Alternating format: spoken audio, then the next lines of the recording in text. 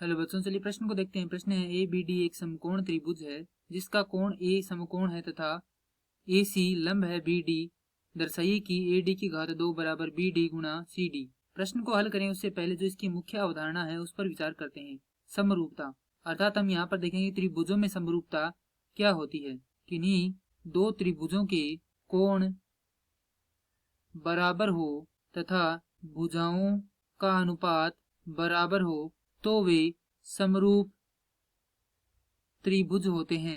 अब प्रश्न में दिया गया ए बी डी एक समकोण त्रिभुज है, तो सबसे पहले क्या करेंगे, हम यहाँ पर एक त्रिभुज बनाएंगे जिसमें ये एक लंब है, ये कर्ण भुजा है, ये आधार है, इसका नाम है ए बी और डी। इस पर कोई बिंदु सी है जो किससे मिलान करता है, ए से मिलान करने पर बी डी रेखा पर लंब बनाता है, अर्थात ये वाला कोण और ये वाला कोण दोनों कितने के हैं, 90 डिग्री के बन जाते हैं।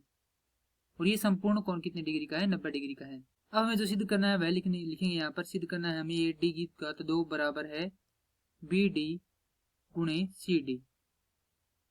तो यह देखेंगे कि ये दोनों जो भाग है, अर्थात यहाँ पर जो ए डी गुणा ए डी बराबर बी डी गुणा सी डी, ये दोनों तरफ के जो भाग हैं वह किस त्रिभुज में आते हैं। तो ए डी है वह बड़े वाले त्रिभुज में आता है और एक छोटे वाले त्रिभुज में भी आता है।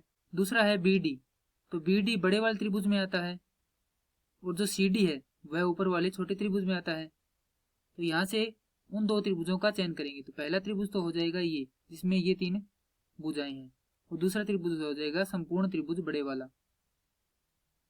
तो लिखेंगे त्रिभुज ए बी डी व त्रिभुज ए सी। हम यहाँ पर देखें तो यह क्या है, कोण सी एक समकोण है इस त्रिभुज में, और जो बड़े वाले त्रिभुज इसमें कोण ए समकोण है। तो यहाँ से हम लिख सकते हैं कि जो कोण ए है वह बराबर है कोण डी सी ए के। ये बराबर क्यों है, क्योंकि क्या है, दोनों ही समकोण है, 90 डिग्री के कोण है। उसके बाद हम देखें तो यहाँ पर जो कोण डी है वो दोनों त्रिभुजों में आ रहा है और दोनों में ही कोण एक ही प्रकार का है। तो यहाँ पे लिख सकते हैं कि कोण डी बराबर है कोण डी, क्योंकि ये क्या है, उभयनिष्ठ कोण है। तो यहाँ से लिख सकते हैं कि त्रिभुज ए बी डी समरूप है त्रिभुज। अब हमें जो नाम है वो इस त्रिभुज के अनुसार ही लिखने पड़ेंगे। तो जैसा कि हम जानते हैं कि कोण ए बराबर है किसके, कोण सी के। तो यहाँ पर पहले ए आ रहा है तो यहाँ पर क्या लिखेंगे, इस त्रिभुज का सी लिखेंगे। देखिए ये इस प्रकार से दो त्रिभुज बन जाते हैं। पहला त्रिभुज ये बड़े वाला त्रिभुज है जिसका नाम है डी ए बी, और जो दूसरा त्रिभुज है उसे भी हम इसी प्रकार बना लेते हैं। तो डी के बराबर है कोण डी, तो ये हो जाएगा। अब देखें तो यहाँ पर ये कोण क्या है, समकोण है, तो इसका भी हम क्या करेंगे, यहाँ पर समकोण ही बनाएंगे। तो इस त्रिभुज में समकोण कौन कौन सा है, सी है, तो यहाँ पर आएगा सी। अब बच गया क्या उस त्रिभुज में, अब उस त्रिभुज में बच गया ए, तो ए आएगा यहाँ पर, क्योंकि ये त्रिभुज कुछ इस प्रकार से बन रहा है, ए बी फिर बी से डी पर जा रहा है।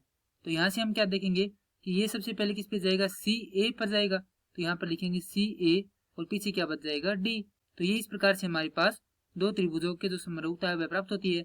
अब यहाँ से हम लिख सकते हैं कि जो ए बी है उसका और जो सी ए है उसका अनुपात क्या रहेगा, बराबर रहेगा किसके, बी डी बटा ए डी बराबर रहेगा किसके, डी ए बटा डी सी। अब यदि इन दोनों भागों से हम देखें तो हमारे पास क्या प्राप्त होता है वह लिखते हैं। इन दोनों का क्या करते हैं, हम वज्र गुणा करते हैं। तो यहाँ पर प्राप्त हो जाएगा ए डी की घात 2 बराबर बी डी गुणा डी सी, और ये हमें क्या करना था, सिद्ध करना था। इस डी सी को हम क्या लिख सकते हैं, सी डी लिख सकते हैं। मैं आशा करता हूँ कि यह प्रश्न आपको समझ में आया होगा। धन्यवाद।